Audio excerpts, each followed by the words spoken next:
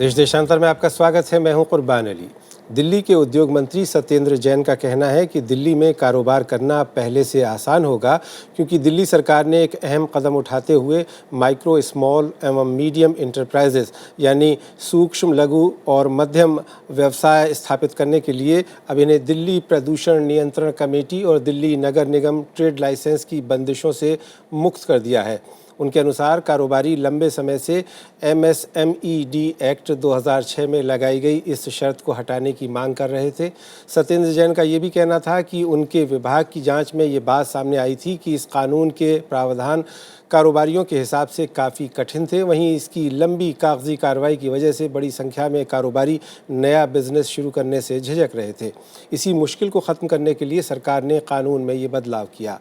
कई राजनीतिक दलों और संगठनों ने ये कहते हुए दिल्ली सरकार के इस फैसले का विरोध किया है कि पॉल्यूशन सर्टिफिकेट की बाध्यता हटने से दिल्ली में प्रदूषण बढ़ने का खतरा पैदा हो जाएगा, जो पहले से ही बहुत ज़्यादा प्रदूषित है।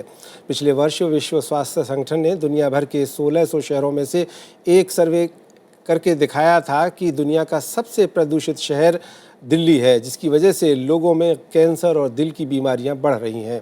एक अंतर्राष्ट्रीय स्वयंसेवी संगठन ने 2 दिन पहले जारी अपनी एक रिपोर्ट में कहा है कि WHO के मानकों के हिसाब से दिल्ली में 10 गुना ज़्यादा प्रदूषण है। ऐसे में सवाल ये उठता है कि दिल्ली सरकार द्वारा लघु, मध्यम और सूक्ष्म व्यवसाय स्थापित करने के लिए इन्हें दिल्ली प्रदूषण नियंत्रण कमेटी और दिल्ली नगर निगम ट्रेड लाइसेंस की बंदिशों से मुक्त करने का फैसला कितना जायज़ है। साथ ही दिल्ली को स्मार्ट सिटी और वर्ल्ड क्लास सिटी घोषित करने की जो मुहिम चल रही है, उसे कितना नुकसान पहुंचेगा, और जहां लोग सांस लेने के लिए साफ सुथरी हवा के लिए तरस रहे हों, वहां इस तरह के फैसले कितने सही हैं।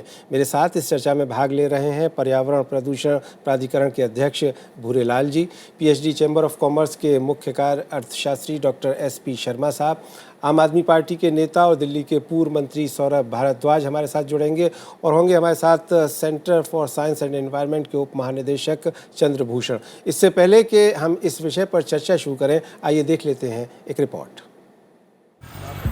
दिल्ली में होने वाले कुल प्रदूषण में उद्योग और बिजली संयंत्रों की हिस्सेदारी तकरीबन 25% है। इस वक्त राजधानी में तकरीबन 1580 रजिस्टर्ड छोटी और मझोली औद्योगिक इकाइयां हैं। इनमें करीब 1300 मैन्युफैक्चरिंग क्षेत्र में हैं। छोटे और मझोले कारखानों को प्रदूषण नियंत्रण कमेटी की NOC से छूट के दिल्ली सरकार के फैसले के बाद करीब 500 तरह के कारखानों को फायदा होगा। प्रदूषण कमेटी के मुताबिक इनमें 393 प्रदूषण फैलाने वाली इकाइयों की श्रेणी में हैं। 2006 में केंद्र सरकार ने MSMED एक्ट लागू किया, जिसके बाद देश भर में कोई भी उद्योग लगाने से पहले प्रदूषण नियंत्रण कमेटी से NOC लेना तो जरूरी कर दिया गया। MSMED एक्ट 2006 के जरिए इसके साथ ही नगर निगम से भी लाइसेंस लेना जरूरी है। इस कानून का मकसद वायु, जल और रासायनिक प्रदूषण फैलाने वाले कारखानों पर लगाम लगाना था। जानकारों का मानना है कि दिल्ली सरकार के इस फैसले से राजधानी में प्रदूषण के खिलाफ लड़ाई कमजोर पड़ेगी। साल 2000 में सुप्रीम कोर्ट में MCD को शहर में चल रही 762 छोटी और 168 बड़ी इकाइयों को बंद कराने का आदेश दिया था। दिल्ली मास्टर प्लान के मुताबिक शहर में और उद्योग लगाने की गुंजाइश नहीं है। Jacob Murtaza, Rajya Sabha TV. सौरभ भारद्वाज, मैं आपसे शुरुआत करना चाहूँगा इस चर्चा की कि दिल्ली में आम आदमी पार्टी की सरकार बनने के बाद आम लोगों के हितों में जो आपने पहला बड़ा फैसला लिया है, वो ये कि दिल्ली की जनता को और ज़्यादा प्रदूषण हासिल होगा, और ज़्यादा प्रदूषित वातावरण में रहना होगा। क्या कहेंगे आप इस फैसले से, क्योंकि अभी आपने ये रिपोर्ट भी सुनी और हम ये चर्चा कर रहे हैं कि लगातार दिल्ली का प्रदूषण बढ़ता जा रहा है। दुनिया का जो सबसे बदतरीन शहर हो सकता है कोई प्रदूषण के मामले में, वो दिल्ली है। क्या कहेंगे आप? मैं सबसे पहले आप सबको आश्वासन देना चाहूँगा कि हमारी सरकार और हमारी पार्टी प्रदूषण के मामले में, पर्यावरण के मामले में बहुत ज़्यादा सजग है, चिंतित है। और जिस तरीके के हमारी पार्टी का आप सेटअप भी देखें तो बहुत सारे लोग हैं जो सोशल एक्टिविस्ट रहे हैं, मेधा पाटकर जैसे एनवायरमेंटल एक्टिविस्ट रहे हैं, और हम वचनबद्ध हैं कि इस तरीके की चीज़ें ना हो। जहाँ तक इन जो टेक अवे किया है हमने, जो कंसेंट के जो क्लॉजेज हैं उनको हटाया है, उसका कारण ये नहीं था कि हम ये चाह रहे हैं कि पोल्यूशन बढ़े। हमारा मुख्य इसके अंदर सोच ये थी कि जो कंसेंट का जो सर्टिफिकेट देते हैं, कंसेंट टू मैन्युफैक्चर देते हैं या एमसीडी से जो कंसेंट मिलती है, इसके अंदर जानबूझ के देरी की जाती है और देरी करने का सिर्फ कारण ये होता है कि उसके अंदर भ्रष्टाचार छिपा होता है। जो अफसर हैं सौरभ वो भारद्वाज साहब, लघु पहले उद्योग से लगाने ही वालों 1 लाख पैसों से की ज्यादा चाहत रखते हैं। यूनिटें जी। इस शहर में अवैध रूप से चल रही हैं और वो भी लोगों को रोजगार दे रही हैं। ये भी मामला जी, कई जी, बार जी। आया है, सुप्रीम वही। कोर्ट में भी ये इस मामले की सुनवाई चल रही है। 2 दिन पहले सुप्रीम कोर्ट ने कहा है कि 10 साल पहले हमने जो आदेश दिए थे, केंद्र सरकार से कहा है अगर आप उनका पालन नहीं कर सकते तो आप हमें बताइए, फिर हम लागू करेंगे। क्योंकि ये कई सालों से, कई दशकों से मामला चल रहा है कि दिल्ली में पॉल्यूशन बढ़ रहा है, पॉल्यूटिंग इंडस्ट्रीज जो हैं उनको दिल्ली से बाहर किया जाए। लेकिन आप शायद जनता के दबाव में या लोक लुभावन फैसले लेने की वजह से ये फैसला ले रहे हैं जिससे दिल्ली का माहौल और ज़्यादा, जो पहले से आलूदगी है वो बढ़ेगी। मैं आपको अपना जो पक्ष रखना चाहता हूं वो ये है कि जो कंप्लायंस है, कंप्लायंस कौन कराता है? अफसर कराते हैं। और किन से कराते हैं? इंडस्ट्रीज से कराते हैं। अब आप देखें कि कंप्लायंस नहीं होती और उस कंप्लायंस ना होने के कारण अफसरों को पैसा दिया जाता है और जिसकी कंप्लायंस होती भी है उसको भी अफसरों को पैसा देके उनको तो हम बहुत जमाने से सुनते आ रहे हैं। ये समस्या का समाधान नहीं है। मैं आता हूं आपके पास में, भूरेलाल जी। कम से कम कल आप पूरे देश भर के पर्यावरण पर नज़र रखते हैं, उस प्राधिकरण के अध्यक्ष हैं। ये जो फैसला है दिल्ली सरकार का कि साहब ये ब्यूरोक्रेटिक हैसल दूर करने के लिए एक कानून में उन्होंने संशोधन कर दिया कि साहब अब आपको 2 संस्थाओं से ये क्लियरेंस नहीं लेना पड़ेगा। नतीजा ये है कि एक व्यापारिक वर्ग खुश होगा इस बात से, लेकिन साथ ही साथ दूसरा इसका पक्ष, दूसरा पहलू ये है कि इसमें पर्यावरण को भी नुकसान पहुंचेगा। क्या कहेंगे आप? निश्चित रूप से पर्यावरण को नुकसान पहुंचेगा। प्रशासनिक दक्षता अपनी जगह एक बात है, उस दक्षता का सहारा लेकर के काम करना चाहिए था, ना कि पर्यावरण की कास्ट पर। अब एक वर्गीकरण इनको पहले कर लेना चाहिए था। जितने ये स्मॉल माइनर यूनिट्स की हम बात कर रहे हैं, इनका वर्गीकरण ग्रीन और ऑरेंज के रूप में किया जा सकता है। जी। ग्रीन वो हैं जिनकी लिस्ट बनाकर ये कह देते हैं कि इनमें बिल्कुल प्रदूषण रहित हैं, जैसे आपका पब्लिकेशन का काम, उनकी लिस्ट और सूची भी जारी कर देते। दूसरी तरफ वो हैं जैसे ऑरेंज मीडियम लेवल के प्रदूषण वाले यूनिट हैं और इनमें हम कह सकते हैं कि ये दोनों तरह का प्रदूषण करते हैं। पानी का प्रदूषण भी करते हैं और हवा का प्रदूषण भी करते हैं। पानी के प्रदूषण में आप देखिए इलेक्ट्रोप्लेटिंग है, या किसी ने ढलाई का काम भट्टी घर में लगा दी। ज़्यादातर रेजिडेंशियल इलाकों में आप देखिए लोगों का क्या हो, और कोयला जला लेगा या कोई चारकोल जलाएगा, या फिर आप पिकलिक इंडस्ट्री, ये जो आपकी स्टेनलेस स्टील के बर्तन बनाने वाले हैं, एसिड का इस्तेमाल करते हैं, ज़मीन में पानी डालते हैं, वहाँ ज़मीन के ऊपर यूकलिप्टस भी ग्रो नहीं कर सकता। और इसी तरीके से आप गाड़ियों के वर्कशॉपों को देखिए, ग्रीस, पानी, गंद, मट्टी। तो आप कह रहे हैं कि फैसला आपकी राय में सही नहीं है? मेरे विचार से ये फैसला ठीक नहीं है। इससे एयर पोल्यूशन होगा और पानी का पोल्यूशन भी। एयर पोल्यूशन की बात आपने कही है जी। दिल्ली में हर घंटे एक आदमी। मैं आता हूँ आपके पास में। एसपी शर्मा साहब, आप चूँकि पीएचडी चैम्बर ऑफ कॉमर्स से आते हैं और जो व्यवसायी वर्ग है ज़ाहिर है कि उसके हितों को आप देख रहे होंगे, लेकिन इसके बावजूद मैं आपसे जानना चाहता हूँ कि क्या ये दिल्ली सरकार का फैसला सही है, गलत है, या इसमें कोई संतुलन बरता जाना चाहिए था, जैसा भूरेलाल जी कह रहे हैं? देखिए, मैं भूरेलाल जी से भी सहमत हूँ कि 3 तरीके का जो इंडस्ट्री सेगमेंट्स पाई जाती हैं। एक इंडस्ट्री जो हैं वो रेड सेगमेंट में आती हैं, एक ऑरेंज में आती हैं और एक ग्रीन में आती हैं जी। और इनमें जो रेशो रहता है वो करीबन 40% जो फर्म्स हैं वो रेड उसमें आती हैं, जिनमें केमिकल्स का और ये सब चीज़ें रहती हैं जो कि हाईली पोल्यूटेड होती हैं। लेकिन दिल्ली में कोई बड़े उद्योग नहीं है। नंबर 1 तो ज़्यादातर जो सेगमेंट है वो एमएसएमई सेक्टर में ही फॉल करता है। और ज़्यादातर जो सॉफ्ट इंडस्ट्रीज़ हैं, जिसमें कि कोई प्रिंटिंग का, आटा चक्की, कोई ऐसे चीज़ें बनाने वाले, कोई स्पाइसेस का फैक्ट्री, इस तरीके के बहुत सारे उद्योग हैं जो दिल्ली में ज़्यादातर डोमिनेट करते हैं। लेकिन समस्या यहाँ का ये है कि बाहर से बहुत ज़्यादा माइग्रेशन हो रहा है और रोज़गार के बहुत कम संसाधन है, क्योंकि सर्विसेज सेक्टर जो है उसका ज़्यादा शेयर है जो दिल्ली का इकॉनमी है। सर्विसेज सेक्टर करीबन करीबन कोई 88% कंट्रीब्यूट करता है। मेरा सवाल सरकार का फैसला सही या गलत? सरकार का फैसला है जो उसका हम स्वागत करते हैं, वो सही है, एम्प्लॉयमेंट जनरेशन के लिए सही है, क्योंकि एनवायरनमेंट सर्टिफिकेट जो है वो मैंडेटरी है सब इंडस्ट्रीज के लिए और वो हर को मिलना होता है जी। तो उसको ना एमएसएमई के लिए जो इन्होंने उसको इंसेंटिवाइज कर दिया है कि उनको लेने का जरूरत नहीं है, रोजगार इंसानी जानों की शर्त पर। जी।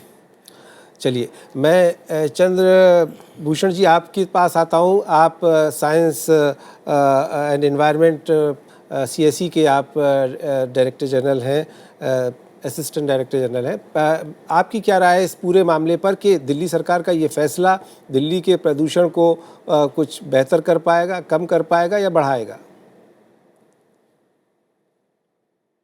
देखिए, ना तो ये पर्यावरण के पक्ष में ये डिसीजन है, ना ही ये बिजनेस के पक्ष में डिसीजन है। अगर आप नोटिफिकेशन पढ़ेंगे तो आपको पता लगेगा, उस नोटिफिकेशन में ये लिखा हुआ है कि दिल्ली सरकार को सर्टिफिकेट नहीं चाहिए। सर्टिफिकेट तो पोल्यूशन कंट्रोल बोर्ड इशू करेगी। देखिए, वाटर और एयर एक्ट के अंदर डीपीसीसी को पावर है कंसेंट देने का, कंसेंट टू स्टैब्लिश और कंसेंट टू ऑपरेट, और वो सेंट्रल एक्ट है, आप उसको छीन नहीं सकते हैं। दिल्ली सरकार का ये कहना है, जब मुझे तुम फॉर्म भर के देते हो तो मुझे सर्टिफिकेट की कोई जरूरत नहीं है, वो डीपीसीसी के पास जाके सर्टिफिकेट लो। तो एक तरह से देखेंगे, डीपीसीसी अगर करप्ट है, अगर डीपीसीसी में रेड टेपिज्म है, वो तो रहेगा, वो खत्म नहीं होने वाला है। तो एक तरह से बहुत ही नी जर्क रिएक्शन है। पर्यावरण को भी आप देख नहीं रहे हैं और बिजनेस को भी कोई फायदा नहीं होने वाला है जी। इनफैक्ट डीपीसीसी और मनमानी करेगी। तो डीपीसीसी को अगर, जहां तक आपको ये चाहिए, डीपीसीसी भी दिल्ली सरकार के अंदर है, आप सिस्टम को इंप्रूव करें, आप सिस्टम को इग्नोर ना करें। तो इस डिसीजन से आप बोल रहे हैं कि डीपीसीसी में प्रॉब्लम है तो उसको इग्नोर कर दो। सौरभ भारद्वाज साहब, करना है मनमानी वो करेगा। आपने सुना चंद्रभूषण जी क्या कह रहे हैं? आपके यहाँ आपकी पार्टी में तो पर्यावरणवादी भी हैं, बड़े बड़े जाने माने लोग हैं जो पर्यावरण के मुद्दों को लेकर के आंदोलन करते रहे हैं। फिर इस मुद्दे में एक स्ट्रोक से फैसला कर दिया गया, ना पर्यावरणवादियों की राय ली गई, ना आम जनता की राय ली गई, और ये कह करके कि साहब व्यवसायियों का एक वर्ग चूंकि इससे परेशान था, उन्हें फ़ायदा पहुंचाने के लिए आपने एक ये फैसला ले लिया, चाहे दिल्ली की जनता इसका उसके नतीजा भुगतने के लिए तैयार हो जाए किसी भी हालत में। मेरा ये मानना है कि हम सब लोग इस तरीके से बात कर रहे हैं जैसे हमें ग्राउंड सिचुएशन का पता ही नहीं, हमें प्रैक्टिकली पता ही नहीं कि सर्टिफिकेट ऑफ कंसेंट और consent to manufacture, consent to operate किस तरह से लिए जाते हैं, क्या जिस फैक्ट्री की कंप्लायंस होती है तो भी डीपीसीसी नहीं सर, मैं उसकी बहस में नहीं जा रहा हूँ। मैं तो सिर्फ आपसे ये पूछ रहा हूँ कि आपके इस फैसले से दिल्ली की आम जनता को राहत मिलेगी जिसका आप दावा करते हैं, या कि उसे नुकसान पहुंचेगा? जी कुर्बान अली जी, मैं आपको ये बता रहा हूं कि इस चीज से आपके पोल्यूशन का कोई लेना देना नहीं है, क्योंकि जिन सर्टिफिकेट्स की दुहाई हम सब लोग स्टूडियो में बैठ के दे रहे हैं वो 2-2 लाख रुपए में बिकते हैं, और ये सबको पता है। मैं कम से कम 1.5 दर्जन फैक्ट्रीज के अंदर का रोखला के अंदर घूमा और मैंने उनसे पूछा कि भाई जब डीपीसीसी पोल्यूशन कंट्रोल बोर्ड के लोग आते हैं वो क्या करते हैं? वो कहते हैं साहब आके हमारे यहाँ पे बैठ जाते हैं ऑफिस में और बस यहीं से लेना चलता है और फिर यहीं से चले जाते हैं। तो जो आम नागरिक है, जो आम व्यवसायी है, वो कहता है जब इनको इस कंप्लायंस से लेना देना ही कुछ नहीं है तो मैं वो इक्विपमेंट लगा के भी पैसा क्यों बर्बाद करूं? तो आपके कहने का मतलब ये है, नहीं, आप एक रिश्वत के मामले को, भ्रष्टाचार के मामले को लोगों के स्वास्थ्य से जोड़ने की कोशिश कर रहे हैं। मेरा सीधा सवाल ये है कि क्या रिश्वत दी जाती है, क्या भ्रष्टाचार होता है, इस चर्चा में जाए बिना क्या ये जो आपने कानून बनाया है इससे दिल्ली की जनता को राहत मिलेगी, या कि उसे ज़्यादा पर्यावरण खराब होगा, उसको खराब वायुमंडल में सांस लेना पड़ेगा? इस कानून से जी मैं यही बता रहा हूँ सर, इस कानून से जहां तक पोल्यूशन का सवाल है, उन इंडस्ट्रीज का सवाल है, उसमें कोई फर्क नहीं पड़ता। जो पोल्यूशन करेगी वो तो आप रहे मेरे साथ में। चंद्रभूषण जी, क्या सौरभ भारद्वाज साहब जो कह रहे हैं उससे आप सहमत हैं कि इससे पर्यावरण पे, प्रदूषण पे कोई असर नहीं पड़ेगा? देखिए सौरभ भारद्वाज जी, मैं वही कह रहा हूं कि इस डिसीजन से जो प्रदूषण हो रहा था वो होते रहेगा, और जो डीपीसीसी अगर पैसा खा रही थी वो खाएगी, क्योंकि अभी इस डिसीजन से डीपीसीसी में कोई चेंज नहीं होने वाला है, प्रदूषण में कोई चेंज नहीं होने वाला है, मनमानी और चलेगी। कंपनियां अगर प्रदूषण करना चाहती हैं और डीपीसीसी पैसा लेना चाहता है, वो कंटिन्यू करेगा। नई सरकार है, इनको डीपीसीसी में अगर करप्शन है तो आप उसको कम कीजिए, अगर कंपनियां कंप्लायंस नहीं कर रही है तो आप कंप्लायंस को स्ट्रेंथन कीजिए। यह कहना कि करप्शन हो रहा है इसके कारण मैं सर्टिफिकेट नहीं मांगूंगा, यह कोई सोल्यूशन नहीं है। इससे और भी प्रदूषण बढ़ेगा और जो एडमिनिस्ट्रेटिव प्रॉब्लम है, करप्शन का प्रॉब्लम है, वो कंटिन्यू करेगा। जी, आप एक तरह से देख रहे हैं कि मैं इशू को विश अवे करना चाहता हूं, मैं इशू को सॉल्व नहीं करना चाहता हूं। जी, मैं आता हूं आपके पास में चंद्रशेखर जी। जो भूरेलाल जी, नोटिफिकेशन मेरे पास आया एक है रिपोर्ट है, ये टॉक्सिक लिंक एक एनजीओ है जिसने 2013 में एक रिपोर्ट ये तैयार की थी। ये रिपोर्ट कहती है कि दिल्ली में 1 लाख इंडस्ट्रियल यूनिट अनऑथराइज तरीके से ऑपरेट हो रही हैं रेजिडेंशियल एरियाज़ में, रिहायशी इलाकों में, और 1.30 लाख यूनिट जो हैं वो बाकी हिस्से में हैं इंडस्ट्रियल यूनिट्स के नाम पर। अब 1,30,000 यूनिट तो वो कि जो सो कॉल्ड कानूनी तरीके से, लीगल तरीके से हैं, और 1 लाख से ज़्यादा अनऑथराइज जो कि पोल्यूशन फैला रही हैं। अगर आप चले जाएं ओखला इंडस्ट्रियल एरिया में तो शायद नरक की कोई कल्पना अगर हो सकती है तो वो ओखला इंडस्ट्रियल एरिया का वो स्लम एरिया है जहाँ पे ये सारे कारखाने चल रहे हैं। इस सब के बीच में सौरभ भारद्वाज साहब ये कह रहे हैं कि नहीं साहब, हमारे इस फैसले से प्रदूषण पर कोई ज़्यादा फ़र्क नहीं पड़ेगा, उसमें कोई ज़्यादा तब्दीली नहीं आएगी। क्या आप सहमत हैं? बिल्कुल सहमत नहीं हूँ। ये एडमिनिस्ट्रेटिव प्रशासनिक समस्या है जो वातावरण को, वायुमंडल को नष्ट कर रही है। अपनी एडमिनिस्ट्रेटिव दक्षता बढ़ानी पड़ेगी, ना कि यह खुली छूट कि साहब जो भी किसी कंट्रोल की, किसी चेकिंग की ज़रूरत नहीं, उठा करके सब आप लगा लो जो आपको चाहिए। ये तो इस तरह बात हुई कि बेबी को बाथ टब के साथ फेंक दिया गया। तो इससे समस्या का निराकरण नहीं होगा। समस्या का निराकरण करना है तो ठीक तरीके का एडमिनिस्ट्रेशन आपको लाना होगा, ना कि इस तरह की छूट जिससे और वातावरण की स्थिति खराब होगी। उसके ऊपर प्रतिबंध लगाना जरूरी है जी। क्योंकि हम नहीं जानते कि क्या इंस्टॉल किया गया है, क्या पैदा हो रहा है, कौन सी एक्टिविटीज़ लिस्टेड हैं, कौन सा फ्यूल इस्तेमाल हो रहा है, कोई कोल जला रहा है या डीजल जला रहा है या मिट्टी का तेल जला रहा है। तो ये सारी चीज़ें अगर ये मानते हैं कि अनऑथोराइज तरीके से चल रहा है तो उसकी प्रॉपर लिस्टिंग कराओ। आज प्रशासन आपके हाथ में है, उस प्रशासन को सजग करो और उनको एक लाइन में लाओ। जी, एसपी शर्मा साहब, उद्योग लगने चाहिए, इससे किसी को इनकार नहीं हो सकता, लेकिन एक उसके बीच में एक तरीके से एक सही संतुलन बनाना चाहिए कि वो पर्यावरण को भी नुकसान ना पहुंचाए, लोगों को रोज़गार मिले और इंडस्ट्रियल एरिया शहर की आबादी से बाहर, क्योंकि दिल्ली का काफ़ी बड़ा इलाका जो है वो रूरल एरिया भी है, ऐसा एरिया भी है कि जहाँ रिहायशी कॉलोनियाँ नहीं हैं। अरावली की पहाड़ियाँ दिल्ली की सरहद से मिलती हैं, वहाँ ये कारखाने लगाए जा सकते हैं, लेकिन वैसी कोई पहल नहीं हो रही। हर बार मास्टर प्लान बनाने की बात आती है, अदालतें फिर उस पर निर्देश देती हैं, सरकारें उसका पालन नहीं कर पाती हैं। ये जब से दिल्ली में विधानसभा बनी 1993 से, तब से हम लगातार देख रहे हैं। तो क्या आपको नहीं लगता कि आपकी जैसी संस्था पीएचडी चैम्बर ऑफ कॉमर्स सरकार को सजेस्ट करे कि भाई इस तरह से इंडस्ट्रियल एरिया बनाओ, इस तरह की इंडस्ट्री लगाओ जिससे लोगों के स्वास्थ्य पर असर ना पड़े? देखिए, सबसे पहले तो जो सर्टिफिकेट्स हैं, सर्टिफिकेट्स देने या बंद करने से मैं ये समझता हूँ कि उससे पोल्यूशन ना ही फैलता है ना ही बंद होता है।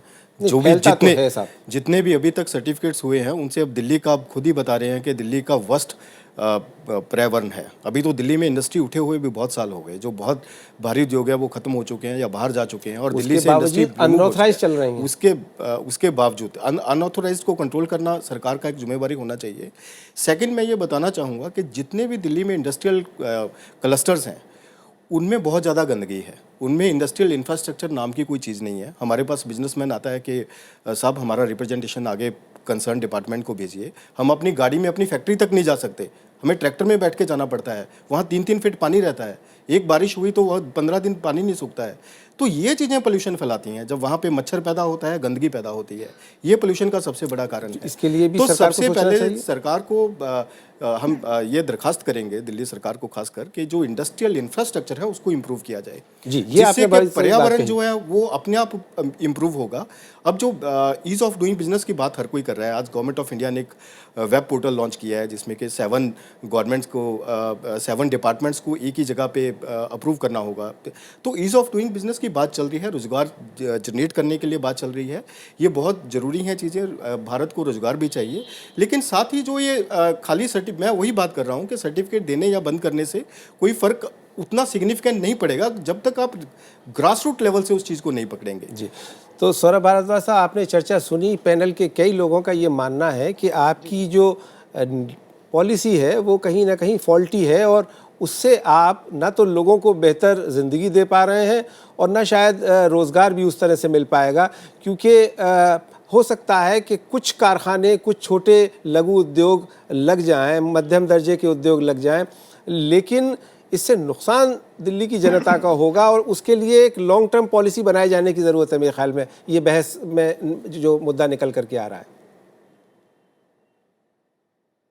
जी, एक तो बहुत सारे विद्वान हैं आपके पैनल के अंदर और उनकी राय का हम स्वागत करते हैं। भूरेलाल जी हैं, इन्होंने बहुत कुछ दिया है देश को, एनवायरनमेंट को, और इनकी जो बातें निकल के आ रही हैं मुझे लगता है वो स्वागत योग्य हैं। जो पहला स्टेप हमारी सरकार ने लिया है ये सिर्फ एक पहला कदम है। इसके बाद और भी कदम आएंगे और वो सरकार की जिम्मेवारी रहेगी कि जो हमारे रूल्स एंड रेगुलेशंस हैं वो डीपीसीसी के हैं, जो सेंट्रल एक्ट के तहत लागू हैं दिल्ली के अंदर, उनकी कंप्लायंस हम ग्राउंड लेवल पे करवाएं। और वो कंप्लायंस अभी भी है, वो चाहे आपको सर्टिफिकेट लेना हो या ना लेना हो, वो रूल्स रेगुलेशंस, आपका जो एफ्लुएंट है उसको आपको ट्रीट करना ही पड़ेगा। अगर आपका एसिड है तो उसको आपको हवा है तो उसको प्रेसिपिटेटर आपको लगाना पड़ेगा और ये इंश्योर किया जाएगा कि उन फैक्ट्रीज में, उन यूनिट्स में वो चीज़ें उपलब्ध हैं, काम कर रही हैं, और उसके बाद ही उनको कंप्लायंस उनका देखा जाएगा। और ये स्टेप्स हैं, जो छोटे छोटे स्टेप्स आप सबके सहयोग से ये सरकार लेगी। और मैं फिर से आप लोगों को ये आश्वासन देना चाहता हूँ कि हमारी सरकार एनवायरनमेंट पे बिल्कुल भी कॉम्प्रोमाइज़ नहीं करेगी। हम आपके बहुत शुक्रगुजार हैं और आपकी इस बात का स्वागत भी करते हैं और यही चाहते भी हैं कि दिल्ली की जनता के बारे में, उसके भविष्य के बारे में जो भी नीतियां बनाई जाएं वो ज़रा सोच समझ के बनाई जाएं और उस पर व्यापक चर्चा कर ली जाए। इतनी बहुत जल्दी नहीं थी कि एक हफ्ते के अंदर ही आपने जो फैसला लिया ये फैसला लिया जाता। इस फैसले को कुछ देर के लिए टाला भी जा सकता था। चंद्रभूषण जी, आप क्या सुझाव देना चाहेंगे? क्योंकि सौरभ भारद्वाज साहब ने बड़ी अच्छी और मुनासिब बात कही है कि वो सारे सुझावों का स्वागत करेंगे। तो आप चूँकि इस काम में लगे हुए हैं दिल्ली और पूरे देश के प्रदूषण को ठीक करने में, क्या सुझाव देना चाहेंगे? पहली बात तो मैं सौरभ जी के लास्ट जो स्टेटमेंट का स्वागत करता हूँ। सोच अच्छी है। बात है कि किस तरह से हम कंप्लायंस को इम्प्रूव करें, किस तरह से कंपनियों से और फैक्ट्रियों से जो प्रदूषण निकल रहा है उसको कम करें। मैं दूसरी बात ये कहना चाहता हूं कि प्रदूषण का सबसे बड़ा असर गरीब पे पड़ता है। अमीर तो अपने घर में एयर फिल्टर और बोतल बंद पानी पी लेते हैं और एयर फिल्टर लगा सकते हैं, गरीब के पास ये ऑप्शन नहीं है। और तो पर्यावरण का जो सबसे बड़ी मार है वो गरीब पे पड़ता है, गरीब के सेहत पे पड़ता है, उसके मेडिकल बिल पे पड़ता है। तो ये सोचना कि हम पर्यावरण को विनाश कर दें, प्रदूषण को बढ़ा दें क्योंकि कुछ गरीब को कुछ नौकरी मिल जाएगी, ये जो कॉन्फ्लिक्ट की जो बात हो रही है डेवलपमेंट ऑफ एनवायरनमेंट में, वो कॉन्फ्लिक्ट है नहीं। हम अच्छा पर्यावरण भी कर सकते हैं, गरीबों को नौकरी भी दे सकते हैं और इंडस्ट्रीज को क्लीन भी कर सकते हैं। इस सोच से दिल्ली सरकार को आगे बढ़ना पड़ेगा। चलिए, बहुत बहुत शुक्रिया चंद्र प्रकाश जी इस चर्चा में हमारे साथ जुड़ने के लिए। सौरभ भारद्वाज साहब, आपका भी बहुत शुक्रिया कि आप आए हमारे शो में। भूरेलाल जी, आपका बहुत बहुत धन्यवाद और एसपी शर्मा साहब, आपका भी धन्यवाद। तो उम्मीद ये की जानी चाहिए कि दिल्ली सरकार भविष्य में अपनी जो नीतियां बनाएगी वो सोच समझ करके, व्यापक सलाह मशवरा करके और ऐसी नीतियां बनाएगी जिससे दिल्ली की जनता का, आम जनता का भला हो। उसमें स्वास्थ्य, शिक्षा और पानी बहुत ही बुनियादी ज़रूरतें हैं और ये सबको साफ मिले पीने का साफ़ पानी मिले, साफ़ सांस हवा मिले सांस लेने के लिए, और हम एक अच्छे स्वास्थ्य के साथ ज़िंदगी गुजार सकें। इस कामना के साथ देश देशांतर में मेरे साथ इतना ही। नमस्कार।